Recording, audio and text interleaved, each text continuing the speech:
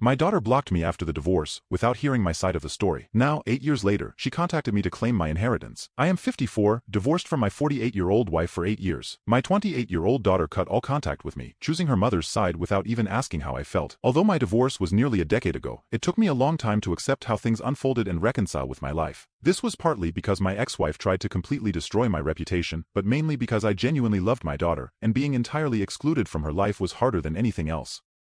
As she was an adult at that time, there was no way to be in her life unless she wanted it, and she seemed secure in her decision to choose her mother over me. I have no one else in my family besides my mother, who had Alzheimer's. So, all the suffering was definitely one of the worst things that ever happened to me. I tried to communicate with my daughter several times after the divorce, but she was determined to be on her mother's side and never even attempted to listen to my version of the story. At some point, my ex-wife contacted me and sued me for harassment.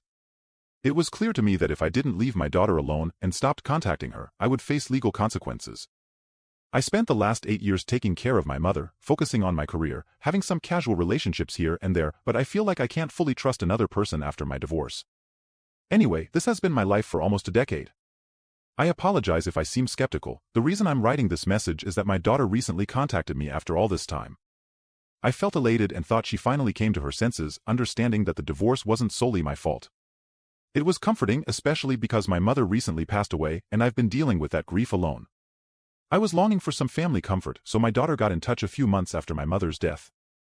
I received a call from an unrecognized number. I answered to hear a female voice on the other end, not knowing who it was. It was my daughter, and I didn't even recognize her voice since it had been so long since we last spoke, and I was quite surprised when she introduced herself.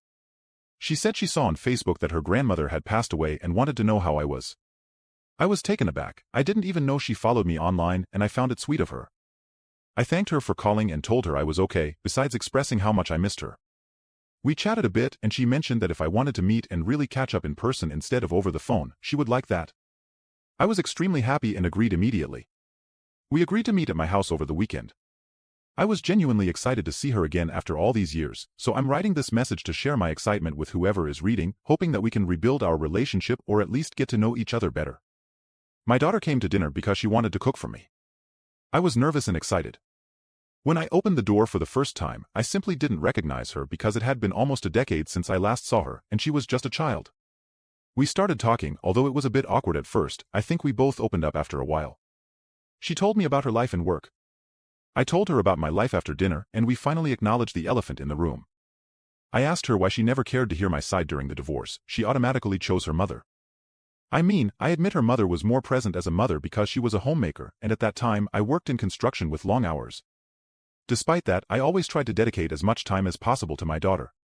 She said she regrets how things happened and that she was too young to think about those things, being manipulated by the way her mother painted the situation. Basically, my ex-wife portrayed me as the villain who only cared about himself, and since she never heard my version, she never questioned what her mother told her.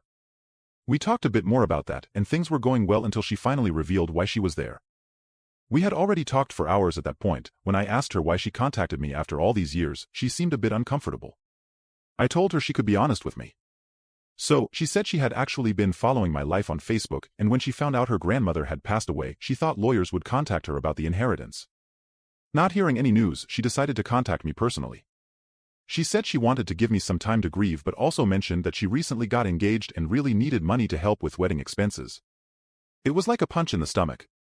Honestly, I thought after all these years, my prayers had been answered and I could have a family again, but it seems she never cared about me from the start, and all this was just a way to get the inheritance. The most ironic part is that it's not even her inheritance legally, it's all mine. If she hadn't been so terrible to me, she would definitely have gotten most of it. Still, I don't care about the money. I've never honestly cared. I live in my own house, have no luxuries, and mostly buy my clothes from budget stores. Even if the inheritance wasn't at stake, I wouldn't mind helping with the wedding in the first place. If she had approached the situation kindly, instead of trying to take advantage of me, only caring about the inheritance, all those thoughts went through my mind at the same time. However, somehow, I kept my composure and asked her if that was all she wanted. She got very defensive and said the inheritance was secondary. Her real goal was to reconnect with me. She would never forgive herself for not contacting me while her grandmother was alive, she claimed. She said she wanted to contact me for years but never had the courage because she thought I would never forgive her for kicking me out without an explanation, and she was also manipulated by her mother. But I could see by the panic in her face that she was trying to soften things so that I could forgive her, and I wondered if she was after the money. I asked her how she knew there was an inheritance, and she said that a few years before the divorce, she was visiting my late mother. She told her she wanted her to inherit everything left by my father, who passed away years ago, as she was the only granddaughter in the family. I have no siblings, and at that time, my marriage was going well, so I understand why my mother might have told her that. I mean, if the divorce never happened, or my daughter didn't abandon me for years after the divorce, the money would be hers, as I mentioned earlier. But the idea that she only cares about the money and gave me false hopes was absolutely devastating. I was shattered, but I did my best not to let her realize. At that moment, I thought the only way to test my daughter's intentions would be to see how she would react if I told her there was no money to inherit. I asked her when she expected the inheritance, and she made a pretty decent assumption. I could tell this whole situation had been carefully planned. So, I told her I'm sorry to disappoint her, but I actually inherited everything from my grandmother years ago, and I plan to use that money to start a business, so I couldn't help her by offering my own money for the wedding. The disappointment on her face confirmed my worst fears. She thanked me for the offer, but as the only granddaughter, she felt she deserved at least a portion of the inheritance since it's her grandmother's money being offered.